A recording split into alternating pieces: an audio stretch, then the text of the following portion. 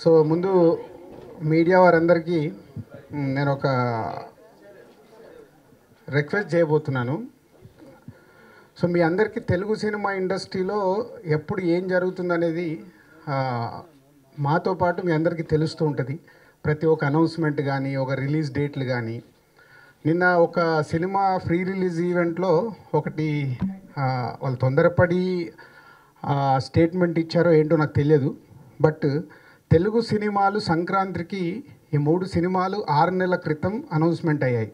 మీ media వాళ్ళందరికీ తెలుసు. అది ఎన్టీఆర్ బయోపిక్ కానీ, వినయ విధేయరామ కానీ, ఈ మా F2 కానీ 6 నెలల క్రితం అనౌన్స్ అయిన సినిమాలకి, తెలుగు సినిమాలకి, అన్ని 3 పెద్ద సినిమాలకి, ఈ సినిమాలకే థియేటర్లు ఎలా సెట్ చేసుకోవాలని ప్రొడ్యూసర్స్ కానీ, ఈ సినిమా డిస్ట్రిబ్యూటర్లు కానీ చాలా స్ట్రగుల్స్ పడుతున్నాం. అలాంటి టైంలో ఒక 15 డేస్ బ్యాక్, 1 మంత్ బ్యాక్ ఆ సినిమా వాళ్ళు కొనుకొచ్చుకొని అనౌన్స్ చేసే సంక్రాంతి రిలీజ్ అని అనౌన్స్ చేశారు. 3 తెలుగు సినిమాలు ఉన్నప్పుడు పక్క రాష్ట్రం నుంచి ఒక సినిమాకి వచ్చే సినిమాకి థియేటర్లు ఎలా అడ్జస్ట్ అవుతాయి? పాయింట్ 1. పాయింట్ 2, ఆ ప్రొడ్యూసరే ఈ 4 మంత్స్లో 3 డబ్బింగ్ సినిమాలు రిలీజ్ చేశాడు.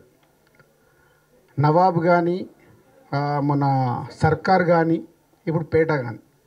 సర్కార్ సినిమాకు తెలుగు రాష్ట్రాల్లో ఎక్కడ ఎన్ని థియేటర్లు ఉండాలో, వాళ్ళకి ఎన్ని కావాలో అన్ని థియేటర్లు వేసుకున్నారు. మరి అప్పుడు వేసుకున్న వాళ్ళకి ఇప్పుడు దొరకట్లేదని అనవసరమైన స్టేట్మెంట్లు ఇచ్చి తెలుగు సినిమాల్ని తగ్గించుకొని మనం రిలీజ్ చేయలేం కదా. దయచేసి మీడియా వాళ్ళకి ఇది నా రిక్వెస్ట్. ఇది మన తెలుగు సినిమాకి థియేటర్లు కాకుండా వేరే సినిమాకి ఇచ్చే పరిస్థితి అయితే లేదు. ఈ సీజన్లో వాళ్ళు ఒక 18 నుంచి థియేటర్లు అన్నీ పడతాయన్నారు. మరి అదే సినిమాని 18 రిలీజ్ చేయొచ్చుగా. రిలీజ్ చేస్తే ఉన్న 2 రాష్ట్రాల్లో థియేటర్లు దొరుకుతాయిగా. ఇలాంటి ఆలోచించకుండా అనవసరమైన కాంట్రవర్షియల్ స్టేట్మెంట్లు ఇచ్చి ఏదో టంగ్ కూడా స్లిప్ అయ్యేదో పిచ్చి పిచ్చి మాటలు మాట్లాడారు. సో అలా మేము మాట్లాడగలుగుతాం, కానీ నాకు ఒక క్యారెక్టర్ ఉంది.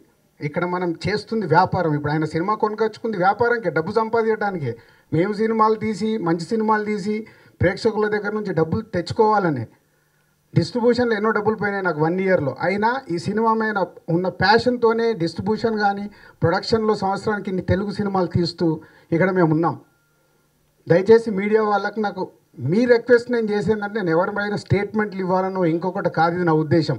తెలుగు సినిమాలు 6 నెలల క్రితం అనౌన్స్ అయిన సినిమాలకి థియేటర్లు ఉండాలా వద్దా?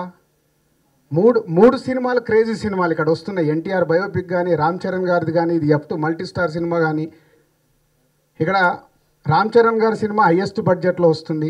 ఎన్టీఆర్ గారి బయోపిక్ అంటే ఒక ప్రెస్టీజియస్ ఫిలిం. ఇవాళ మల్టీ స్టార్లో వస్తున్న F2 అనేది ఒక ప్రెస్టీజియస్ ఫిలిం. వీటికే మేము థియేటర్లు అడ్జస్ట్ చేసుకోలేకపోయి కాంప్రమైజ్ అవుతూ ఆ సినిమాల్ని బట్టి, ఆ స్ట్రెంత్ని బట్టి థియేటర్లు అటు ఆంధ్రాలో కానీ, ఇటు తెలంగాణ కానీ థియేటర్స్ అడ్జస్ట్ చేస్తూ అండర్స్టాండింగ్లోనే వెళ్తున్నాయి. కానీ ఒక స్టేట్మెంట్లు ఇచ్చేస్తున్నారు. దయచేసి మీరు అర్థం చేసుకొని మీడియా సపోర్ట్ కావాలి. ఇది రైటా రాంగా మీరే డెసిషన్ తీసుకొని మీరే సపోర్ట్ చేయండి. Thank you.